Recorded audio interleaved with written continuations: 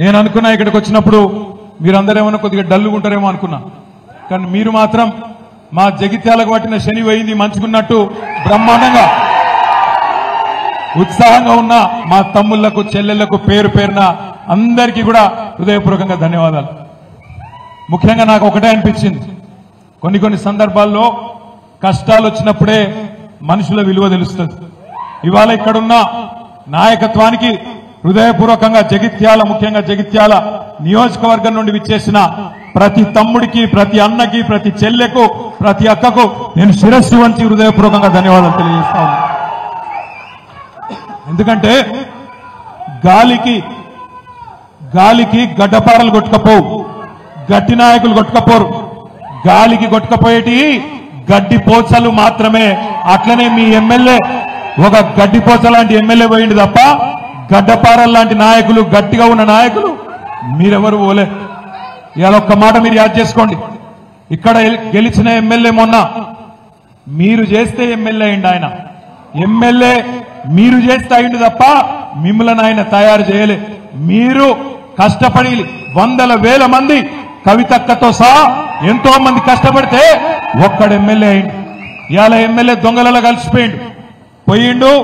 రేవంత్ రెడ్డి ఇసిరే ఎంగిలి మెతుకుల కోసం ఆశపడిపోయిండు. కుండ వలిగితే వలిగింది కానీ కుక్క బుద్ధి తెలిసింది అన్నారు. గట్ల మీ ఎమ్మెల్యే బుద్ధి ఇవాళ తెలిసొచ్చింది. ఒక్క మాట ఆలోచించండి, అభివృద్ధి కోసం పోయినా అంటుండు. ఏం అభివృద్ధి? ఏం చేస్తా అన్నాడు రేవంత్ రెడ్డి? కేసీఆర్ జగిత్యాల జిల్లా చేస్తే నేను జగిత్యాల జిల్లా రద్దు చేస్తానందుకు పోయినవా? లేదా కేసీఆర్ మెడికల్ కాలేజ్ పెడితే, నర్సింగ్ కాలేజ్ పెడితే దాన్ని రద్దు చేస్తా అంటే పోయినవా? దేనికోసం పోయినావు? కేసీఆర్ 4500 డబుల్ బెడ్రూమ్ ఇల్లు మీ జగిత్యాలలో ఎక్కడ లేదు, రాష్ట్రంలో సిరిసిల్లలో లేదు, సిద్దిపేటలో లేదు, గజ్వేల్లో లేదు, కోరుట్లలో లేదు, ఎక్కడ లేదు. మీ జగిత్యాలలో 4500 డబుల్ బెడ్రూమ్లు కేసీఆర్ ఇస్తే దాన్ని అలా రద్దు చేయమని పోయినవా? దేనికోసం పోయిండు మీ ఎమ్మెల్యే? ఏ అభివృద్ధి ఆశించిపోయిండు? ఒకటే ఒక్క అభివృద్ధి అని ఆశించింది.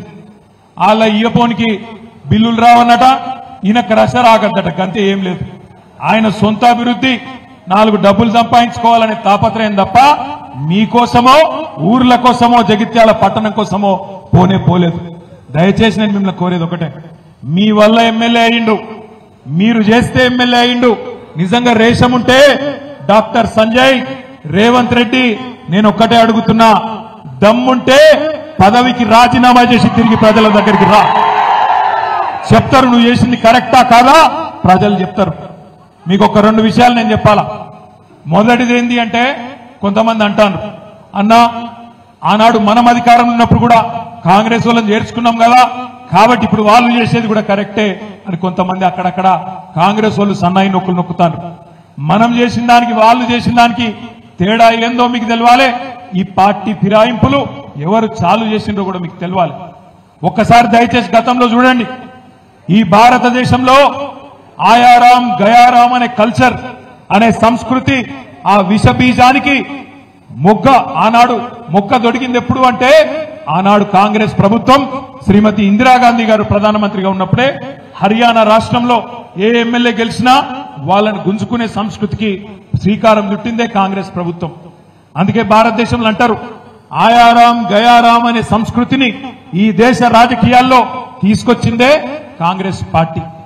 ఆ తర్వాత 2004లో మనతో పొత్తు పెట్టుకున్నారు.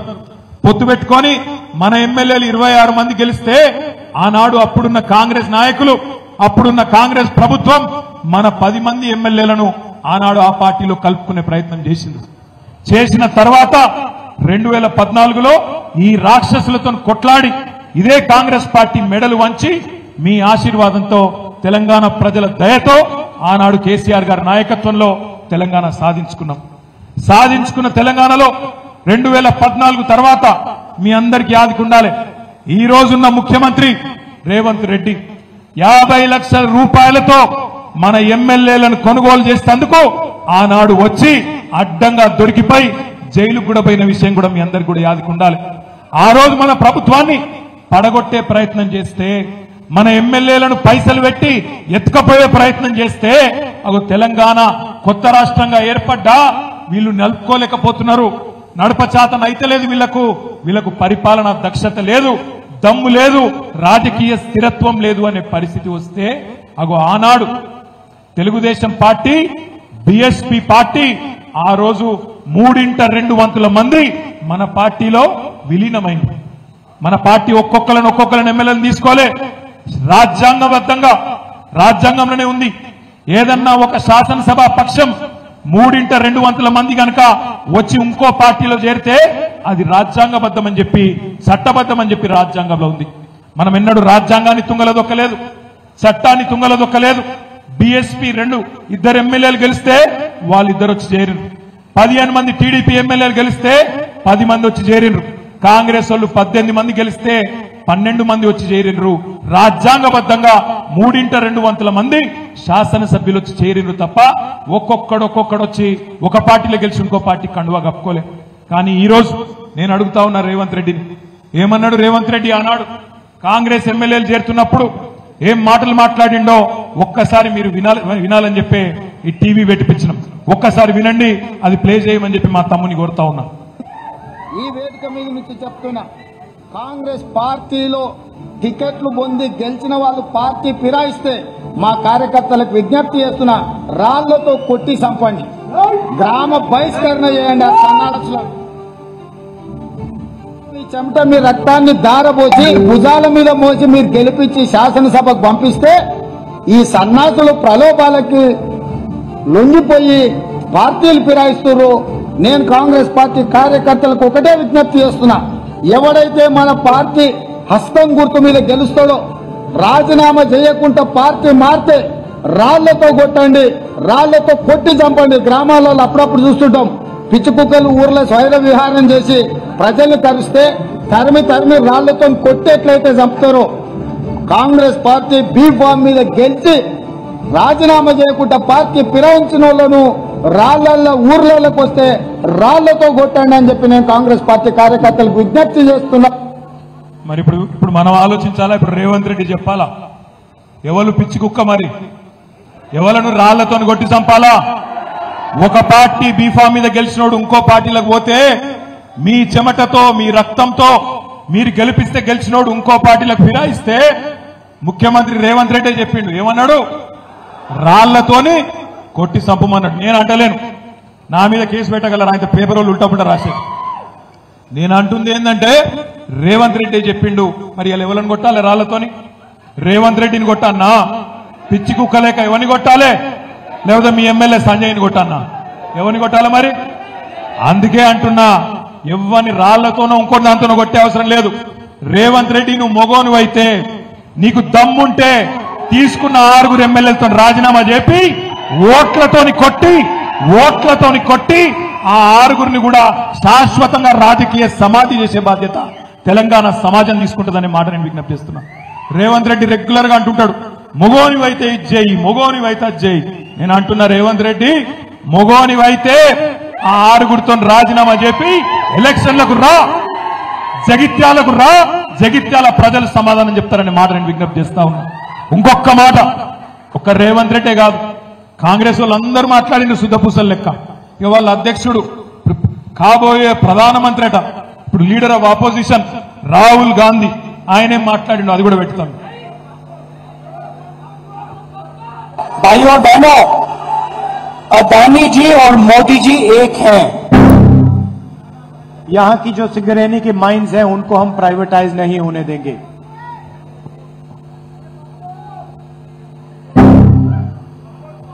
I don't think democracy has been as much at risk, the constitution has been as much at risk as it is today.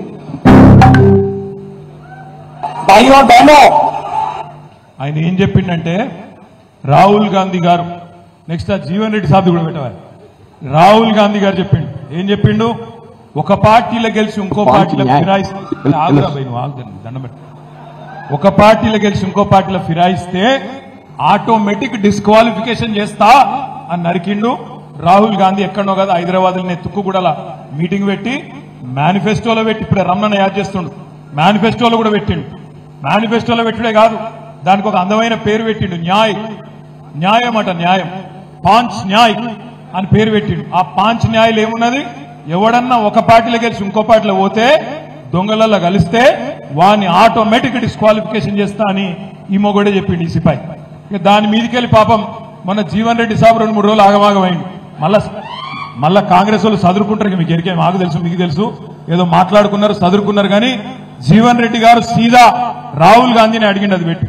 ఇలా స్వయంగా మన ఏసీసీ ఎన్నికల ప్రణాళిక ఏదైతే పాంచ్ న్యాయ్ ఏ పరిస్థితుల్లో ఏదైతే యాంటీ డిఫెక్షన్స్ ఎంకరేజ్ చేయకూడదు, గతంలో రాజీవ్ గాంధీ రూపొందించినటువంటి యాంటీ డిఫెక్షన్ లా ఏదైతుందో కొంత రూపభూషణంగా ఉన్నది, దాన్ని మరింత పటిష్టం చేసి ఇవాళ పార్టీ డిఫెక్షన్స్ ఏదైతుందో చెక్ పెట్టే విధంగా, ఎవరైతే సభ్యుడు పార్టీ మారినట్టయితే వారి సభ్యత్వం రద్దు చేయబడే విధంగా మేము చట్టాన్ని మార్పు చేయడం జరుగుతుందని చెప్పని ఇలా పాంచ్ న్యాయలో కాంగ్రెస్ పార్టీ ఎన్నికల ప్రణాళికలో పేర్కొందని చెప్పంటున్నాను.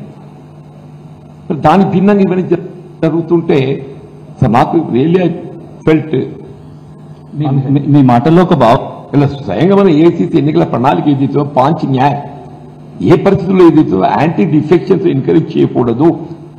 జీవన్ రెడ్డి సాబ్ చెప్పింది వినరా, ఒక పార్టీలో గెలిచినోడు ఇంకో పార్టీలో మారద్దు అని మేమే పెట్టినాం మేనిఫెస్టోలా, మరి ఇప్పుడు సిగ్గు తప్పి మళ్ళీ వాడిని చేర్చుకుంటున్నారు ఎట్లా అని జీవన్ రెడ్డి గారు కూడా పాపం ఆక్రోశం వెళ్ళగక్కింది.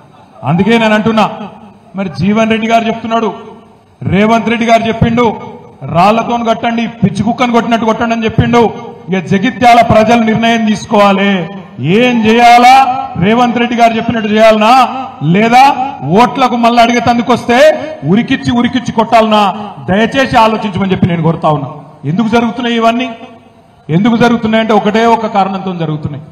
ఎందుకంటే కాంగ్రెస్ వాళ్ళు నోటికొచ్చిన మాటలు చెప్పిండ్రు, నోటికొచ్చిన హామీలు ఇచ్చిండ్రు. మీకు తెలుసు ఎన్ని నరికిండ్రో మీకు తెలుసు. డిసెంబర్ 8 నాడు అప్పటిదాకా ఉరుకుండ్రి బ్యాంకులకు 2 లక్షల లోన్లు తెచ్చుకోండి, నేను వెంటనే సంతకం పెడతా, డిసెంబర్ 9 నాడు రుణమాఫీ చేస్తా అన్నాడు. 7 నెలలాయే ఇప్పటిదాకా ఏమీ లేదు, అతి లేదు గతి లేదు. రోజొక్క తారీఖు చెప్తున్నారు, టైం పాస్ చేస్తున్నారు. ముసలోళ్ళ కేసీఆర్ 2000 ఇస్తుండు, నేను 4000 ఇస్తా.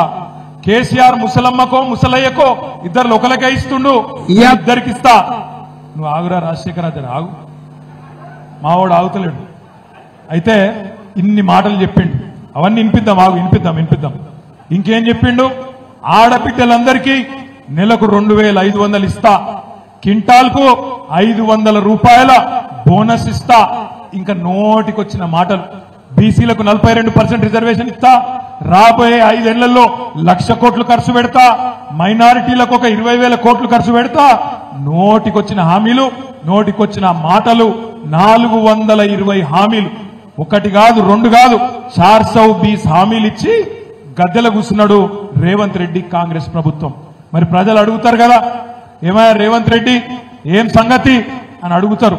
అందుకే భయపడి ఏం చేస్తున్నాడు, ఎక్కడ కాంగ్రెస్ ఎమ్మెల్యేలలో కూడా ముసలం ముడతదో, ఎక్కడ ప్రజల ఒత్తిడికి తట్టుకోలేక కాంగ్రెస్ వాళ్ళు బేజారైతారో, అందుకే కొంతమంది ఎమ్మెల్యేలను కొనుక్కొని అక్కడ కొన్ని పైసలు వారేసి కొనుక్కొని కూర్చోబెట్టుకుంటే బొమ్మలోలే మీ సంజయ్ ఓలే బొమ్మలోలే కూర్చుంటారని చెప్పి ఆయన ఆలోచన.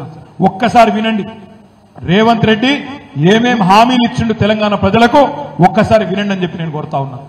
ఇవాళ రుణమాఫీ చేసిన వాళ్ళందరినీ నేను విజ్ఞప్తి చేస్తున్నా, ఎంబడే బ్యాంకు పోయి 2 లక్షలు తెచ్చుకోండి, డిసెంబర్ 9 నాడు నేను రాగానే మాఫీ చేస్తా. ఇవాళ చంద్రశేఖరరావు ఏమనుకుంటున్నా అంటే రుణమాఫీ చేసిన ఓట్లు నాకు పడతాయని. నేనేం చెప్తున్నా అంటే రుణమాఫీ అయిన వాళ్ళందరూ ఎంబడే పోయి మళ్ళీ 2 లక్షల రుణం తెచ్చుకోరి, డిసెంబర్ 9 నాడు నేను అవి మాఫీ చేస్తా. కాబట్టి రైతులందరికీ నేను విజ్ఞప్తి చేస్తున్నా. ఇప్పుడు రుణమాఫీ అయిందా, రుణమాఫీ డిసెంబర్ 9 నాడు సంతకం పెట్టిండా? మరి దాని దృష్టి మరల్చాలంటే ఏం చేయాలి, ఎమ్మెల్యేలను కొనుక్కోవాలి, గుంజుకపోవాలి, గొర్రెలను బర్రెలను కొన్నట్టు వాళ్ళని కూడా తీసుకుపోయి దొడ్లు కట్టేసుకోవాలి. ఇంకోటి పెట్టుకుంటే 2000 వస్తుంది, కానీ 1 నెల వాయిదా పడ్డదంటే వచ్చే నెల మేము 4000 ఇస్తాం. మా అక్కలకు మా పెద్దమ్మలందరికీ నేను చెప్తున్నా, వచ్చే నెల నుంచి ఇంటి కరెంటు బిల్లు కట్టాల్సిన పని లేదు. మీ కరెంటు బిల్లు కాంగ్రెస్ పార్టీ కట్టదు. 1 రూపాయి కూడా కరెంటు మీకు కట్టాల్సిన పనే లేదు. టీవీ పెట్టుకోవచ్చు, ఫ్యాన్ వేసుకోవచ్చు, మంచిగా బాజాప్తా కరెంటు బిల్లు లేకుండా మీరు గృహలక్ష్మి పథకం కింద మీకు కరెంటు బిల్లు వస్తుంది. ఇప్పుడు తీసుకుంటే 10,000 వస్తుంది రైతు బంధు, కాంగ్రెస్ అధికారంలోకి వస్తే 15,000 వస్తుంది. ఇవాళ 10,000 పోతే 15 కేసీఆర్ ఉంటే 10,000 నేను వస్తే 15,000 అర్రాసు పాటలెక్కని వచ్చిందా 15,000 అసలు ఆ 10,000 వస్తుందా మరి ఏం చేయాలి డైవర్షన్ చేయాలంటే ఏం చేయాలి జగిత్యాల ఎమ్మెల్యేలు ఎత్తుకపోవాలి బాన్సువాడ ఎమ్మెల్యేని ఎత్తుకపోవాలి దొడ్లు కట్టేసుకోవాలి బిల్డప్ ఇవ్వాలి అది కథ ఇంకొక మాట నెలకు 2,500 ఇస్తా అన్నాడు మహిళలకు ఇచ్చిండా వచ్చిందా కరెంటు ఫ్రీ అన్నాడు ఉంటే కదా ఇచ్చేదందుకు కరెంటు ఎన్నిసార్లు కట్ అవుతుంది రోజు కనీసం 10-15 సార్లు కట్ అవుతుందా మళ్ళా సబ్ స్టేషన్ల కాడ లొల్లైతుందా మరి దాని నుంచి దృష్టి మళ్ళీ ఇవ్వాలంటే ఏం చేయాలి మళ్ళీ ఎమ్మెల్యేలను ఎత్తుకపోవాలి రోజొక్కడు వేయిండు బీఆర్ఎస్ అయిపోయింది ఖతం అయిపోయింది పోయినపోయింది పార్టీ ఖతం అయిపోయిందని చెప్పి పుకార్లు ఉట్టియాలి ఆయనకి ఇష్టమైన పత్రికలలో టీవీలలో బ్రహ్మాండంగా రాపియాలి నేను అందుకే అంటున్నా గాలికి గడ్డపారలు కొట్టుకపోవు నిజమైన గులాబీ దండు ఎక్కడ పోదు తిరిగి కేసీఆర్ నాయకత్వంలో తప్పకుండా విజృంభిస్తాం కొంత తాత్కాలికంగా ఒక 2 ఎదురు దెబ్బలు తగిలినాయి మొన్న 3వ కొట్లాడినాం శాసనసభకు ఏమైంది ఆంధ్రప్రదేశ్ చూసిండ్రు మీరు ఇంకోకాడ చూసిండ్రు ఏమైంది 2వసారికి అక్కడ ఇబ్బంది అయింది కానీ ఇక్కడ 2 సార్లు ఎవల పొత్తు అవసరం లేకుండా ఎవల మద్దతు అవసరం లేకుండా ప్రజల ఆశీర్వాదంతో 2014లో 63 సీట్లు గెలిచినాం 2018లో 88 సీట్లు గెలిచినాం 2023లో కూడా 3వ వంతు సీట్లు 39 సీట్లు మీ దయతో మీ ఆశీర్వాదంతో గెలిచినాం 14 సీట్లలో కేవలం స్వల్ప తేడాతో 3-4 వేల తేడాతోనే ఓడిపోయినాం జుక్కల్లో 1,100 ఓట్లతో ఓడిపోయినాం దేవరకద్రలో 1,300 ఓట్లతో ఓడిపోయినాం బోధన్ల 3,000 నాగర్ కర్నూలు 5,000 ఆదిలాబాద్ లో 3,000 కాగజ్ నగర్ లో 3,000 ఓట్లతోని స్వల్ప తేడాతోని 14 సీట్లు పోయినాయి లేకపోతే 3వసారి కూడా మళ్ళా ముచ్చటగా కేసీఆర్ గారే ముఖ్యమంత్రి ఉంటుండే సరే ఇక పార్లమెంట్ ఎన్నికల కాడికి వచ్చే వరకు ఏం జరిగిందో మీకు ఎరికే కింద కన్యాకుమారి నుంచి మొదలు పెడితే పైన కాశ్మీర్ దాకా ఒకటే తీరుగా మోడీ కావన్నా మోడీ వద్దా అనే దాని మీద ఎలక్షన్ జరిగింది దాంతో ఏమైంది సమాజం నిట్ట నిలువున చీలిపోయింది కొంతమంది ఎన్డీఏలో ఉండే కొంతమంది ఇండియా కూటమిలో ఉండే ఈ 2 కూటమిలో ఉన్నోళ్ళకు మోడీ వద్దనుకుంటే ఇండియా కూటమి కోటేసిండ్రు మోడీ కావాలంటే ఎన్డీఏ కూటమి కోటేసిండ్రు ఏ కూటమిలో లేనోళ్లకు దురదృష్టవశాత్తు మొన్న కొంత ఇబ్బంది కలిగింది మీరు చూడండి ఒక్కసారి కింద కన్యాకుమారి నుంచి చూస్తే కాశ్మీర్ దాకా ఒకటే రీతిన కేరళలో సిపిఎం పార్టీ ఉంది అక్కడ లెఫ్ట్ ఫ్రంట్ గవర్నమెంట్ ఉంది సిపిఎం పార్టీ కేరళలో ఏ కూటమిలో లేదు ఇటు ఇండియాలో లేదు అటు ఎన్డీఏలో లేదు స్వతంత్రంగా మన లెక్కనే పోటీ చేసింది ఏమైంది 20 సీట్లలో ఒకటే సీట్ వచ్చింది అధికార పార్టీ అయినా ప్రభుత్వం ఉన్నా ఒకటే ఒక్క సీట్ వచ్చింది అదే సిపిఎం పార్టీ పక్కనే ఉండే తమిళనాడులో కూటమిలో చేరింది ఇండియా కూటమిలో చేరితే అక్కడేమైంది 2 సీట్లు వచ్చినాయి సిపిఎం పార్టీకి పక్కకొస్తే జగన్మోహన్ రెడ్డి గారు ఆంధ్రప్రదేశ్ లో ఆయన కూడా ఏ కూటమిలో లేకుండే ఆయన కూడా ఓడిపోయింది ఇక్కడికి వస్తే తెలంగాణలో మనం కూడా ఓడిపోయినాం కొద్దిగా పక్కకు పోతే ఒరిస్సా అక్కడ బిజు జనతాదళ్ 5 సార్లు ప్రభుత్వం ఏర్పాటు చేసిన నవీన్ పట్నాయక్ గారు ప్రభుత్వంలో ఉండి ముఖ్యమంత్రిగా కొట్లాడిన ఎన్నికలు ఆయన కూడా ఒకటే ఒక్క పార్లమెంట్ సీట్ వచ్చింది కొద్దిగా పైకి పోతే ఉత్తరప్రదేశ్ అక్కడ బహుజన్ సమాజ్ పార్టీ కూడా ఇండియా కూటమిలో లేదు ఎన్డీఏ కూటమిలో లేదు స్వతంత్రంగా పోటీ చేస్తే వాళ్ళకు కూడా ఒక్క సీటు కూడా రాలే కొద్దిగా పక్కకు పోతే పంజాబ్ లా అకాలీదళ్ కూడా ఏ కూటమిలో లేకుండే వాళ్ళకు కూడా ఒక సీటు కూడా రాలే ఎందుకు చెప్తున్నా ఇదంతా అంటే ఈ దేశంలో ఎన్నో బలమైన పార్టీలు అకాలీదళ్ గాని బీఎస్పీ గాని బీజేడీ గాని సిపిఎం గాని వైఎస్ఆర్సీపీ గాని వాళ్లతో పాటే మనకు కూడా మొన్న ఎదురు దెబ్బ తగిలింది తప్ప ఒక్క మన పార్టీకే ఏదో జరగకూడదు జరిగిందనేది ఏమీ లేదు కానీ ప్రజలు ఇప్పటికే ఒక్కొక్కటిగా అర్థం చేసుకుంటా ఉన్నారు మీరు చూస్తున్నారు మన పిల్లలు నిరుద్యోగులు ఎవరైతే నమ్మినరో కాంగ్రెస్ పార్టీ మాట రాహుల్ గాంధీ స్వయంగా వచ్చి అశోక్ నగర్ హైదరాబాద్ లో ఎక్కడైతే కోచింగ్ సెంటర్లు ఉంటాయో అక్కడికి పోయి బ్రహ్మాండమైన స్పీచ్ ఇచ్చిండు కేసీఆర్ ఉద్యోగాలు ఇవ్వలేదని అబద్ధం చెప్పిండు 1,60,000 ఉద్యోగాలు నింపిన ప్రభుత్వాన్ని బదనాం చేసిండు ఇంకొక 40,000 ఉద్యోగాలు ప్రాసెస్ లో ఉంటే అవేవి జరగలేదంటే అబద్దాలు చెప్పి పిల్లలకు తీయటి పుల్లటి మాటలు చెప్పిండు 2 లక్షల ఉద్యోగాలు ఇస్తాం మొదటి సంవత్సరంలో అన్నాడు మరి ఇప్పుడు పిల్లలు రోడ్డు ఎక్కిండ్రు ఆల్రెడీ ఉస్మానియా యూనివర్సిటీలో ఇతర యూనివర్సిటీలలో ఇప్పటికే ఆందోళనలు చాలు అయినాయి గాంధీ హాస్పిటల్లో ఒక తమ్ముడు మోతీలాల్ నాయక్ అనే ఒక తమ్ముడు నిరాహార దీక్ష చేస్తుంటే నిన్న ఒక కాంగ్రెస్ ఎమ్మెల్సీ పోతే తన్ని అక్కడికి వెళ్లి ఉరికిచ్చిండ్రు ఎలగొట్టిండ్రు. అంటే కాంగ్రెస్ కు ఇప్పటికే ప్రజల్లో ఉల్టా స్టార్ట్ అయింది. ఉద్యోగాల విషయంలో మోసం అర్థమైంది, రైతు భరోసా విషయంలో మోసం అర్థమైంది, రుణమాఫీ విషయంలో మోసం అర్థమైంది, మహిళలకు పైసలు ఇయ్యరని అర్థమైంది, కరెంటు రాదని అర్థమైంది, ఎరువులు విత్తనాలు దొరకాయని అర్థమవుతున్నాయి, చెరువులు ఎండుతున్నాయి, కండ్ల ముంగట్నే కనబడుతున్నది, పట్టణాభివృద్ధి ఆగిపోయింది, కండ్ల ముంగట్నే కనబడతా ఉన్నది. కానీ నాయకులు మాత్రం డైలాగులు కొడుతున్నారు. మీ ఎమ్మెల్యే సంజయ్ లాంటి నాయకులు డైలాగులు కొడుతున్నారు. అభివృద్ధి కోసం పోయినాం. ఏం అభివృద్ధి జరిగింది 6 నెలల్లో? ఒక్క విషయం చూపెడతావా కొత్తగా జరిగింది? ఏదీ లేదు. పెట్టుబడులు ఆగిపోయినాయి, రైతుల జీవితాలు అస్తవ్యస్తమవుతున్నాయి. అందుకే నేను అంటున్నా, రైతులు, ప్రజలు, మహిళలు, యువకులు అందరూ మెల్లమెల్లగా ఏం జరిగింది అర్థం చేసుకుంటున్నారు, జరిగిన మోసం గ్రహిస్తున్నారు. అందుకే రేపటి రోజున తప్పకుండా స్థానిక సంస్థల్లో గాని రాబోయే రోజుల్లో శాసనసభ ఎన్నికలు ఎప్పుడు జరిగినా బ్రహ్మాండంగా మల్లా ఎగిరేది గులాబీ జెండానే అనే మాట నేను మీకు విజ్ఞప్తి చేస్తా ఉన్నాను. మనం భయపడవలసిన అవసరం లేదు. కేసీఆర్ గారు లాంటి నాయకుడు మనకు అండగా ఉన్నాడు. 10 ఏళ్లు మనం చేసిన పనులు ప్రజల కళ్ళ ముంగట్నే ఉన్నాయి. తీసేస్తే చెరిపేస్తే చెరిగిపోతుందా చరిత్ర? జగిత్యాల జిల్లా చేసింది ఎవరు అని ఎవరిని అడిగినా ఏం చెప్తారు? ఎవరు? వినబడతలేదు. తెలంగాణ తెచ్చింది ఎవరు? జగిత్యాలలో మెడికల్ కాలేజ్ పెట్టింది ఎవరు? జగిత్యాల కలెక్టర్ని తెచ్చి కూర్చోబెట్టింది ఎవరు? జగిత్యాలలో ఎస్పీని తెచ్చి కూర్చోబెట్టింది ఎవరు? జగిత్యాలలో ఈ అవులగాన్ని ఎమ్మెల్యే చేసింది ఎవరు? గదే అంటున్నా. మరి ఇవన్నీ చెరిపేస్తే జరిగిపోవు. ఏ అవులగాడు ఏం మాట్లాడినా ప్రజల దగ్గరకు వస్తే అన్ని విషయాలు బయటికి వస్తాయి. అందుకే నేను అంటున్నా, మనం ఎవరో గురించి ఒక్కడు పోయిండని భయపడే అవసరం లేదు. మీ అందరున్నారు, మనకు ప్రజల ఆశీర్వాదం ఉంది. తప్పకుండా ముమ్మాటికి నేను చెప్తా ఉన్నా, ఎంగిలి మెతుకుల కోసం ఆశపడే కొంతమంది హౌలగాళ్ళు పోతే పోయిండొచ్చు, బాధపడే అవసరం లేదు. తప్పకుండా మీరు, మేము అందరం కలిసి ప్రజల దగ్గరికి పోదాం, ప్రజలనే తీర్పు ఇమ్మందాం. రేపు జగిత్యాలలో కూడా 100% నేను చెప్తా ఉన్నా, ఒక్కొక్క ఉద్యమకారుడు ఎవరైతే మీ ఎమ్మెల్యే గారి చేతిలో ఇబ్బందులు పడ్డాడో, నేను విద్యాసాగర్ రావు గారిని కోరుతా ఉన్నా. విద్యాసాగర్ రావు గారు మీ జిల్లా అధ్యక్షుడు, ఎల్ రమణ గారు మీ జగిత్యాల ముద్దు బిడ్డ, ఆయన ఎమ్మెల్సీగా ఉన్నారు. ఇద్దరిని కూడా నేను కోరుతా ఉన్నా, దయచేసి జగిత్యాల జిల్లా పార్టీ ఆఫీసులో వారానికి 5 రోజులు ఇక్కడి కార్యకర్తలకు అండగా ఉండండి. పిలిస్తే మీ జెడ్పీ చైర్మన్ ఉన్నది, వసంత ఇక్కడనే ఉంటది, విద్యాసాగర్ రావు అంకులు ఉంటారు, రమణన్ ఉంటాడు, రాయేశం గౌడ్ గారు ఉంటారు. ఎప్పుడు పిలిస్తే అప్పుడు మీ కోరుట్ల ఎమ్మెల్యే గారు నేను వెంటనే ఉరికొస్తామనే మాట కూడా విజ్ఞప్తి చేస్తా ఉన్నా. మీకు మేమందరం అండగా ఉంటాం. సమస్యలు ఏమన్నా ఉంటే శాసన మండలిలో గొంతు విప్పడానికి రమణన్ ఉన్నాడు, జిల్లా పరిషత్ లో గర్జించడానికి మీ చైర్మన్ ఉన్నది, శాసనసభలో మీ తరపున గొంతు విప్పడానికి మరి కోరుట్ల ఎమ్మెల్యే సంజయ్ గారు ఉన్నారు. నేను మీ అందరినీ కోరేది ఒకటే, ఎవ్వరు కూడా భయపడవలసిన అవసరం కానీ బాధపడవలసిన అవసరం కానీ లేదు. 1-2 నెలలనే మీకే అర్థమవుతుంది. ఒక్కటంటే ఒక్క ఎంపీటీసీ టికెట్ కూడా కాంగ్రెస్ పార్టీలో ఈ దొంగకు జీవన్ రెడ్డి ఇయ్యనియాడు.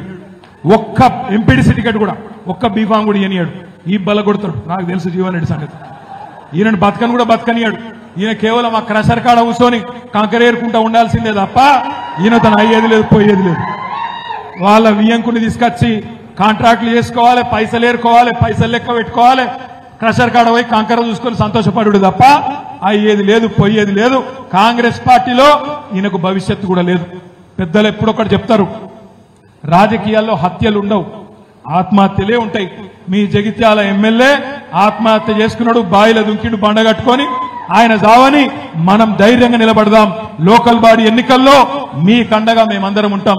నేను జగిత్యాలలో తప్పకుండా గల్లీ తిరుగుతా, కవితక్క కూడా వస్తుంది, తప్పకుండా తిరుగుతుంది, తప్పకుండా మీ అందరికి అండగా ఉంటామని చెప్పి కూడా తెలియజేస్తూ, ఎట్లనైతే కష్టపడి ఎమ్మెల్యేని గెలిపించినామో అంతకంటే డబల్ కష్టం చేద్దాం, వీడిని ఓడించేదాకా తప్పకుండా ఎంబడబడదామనే మాట మళ్ళొకసారి విజ్ఞప్తి చేస్తూ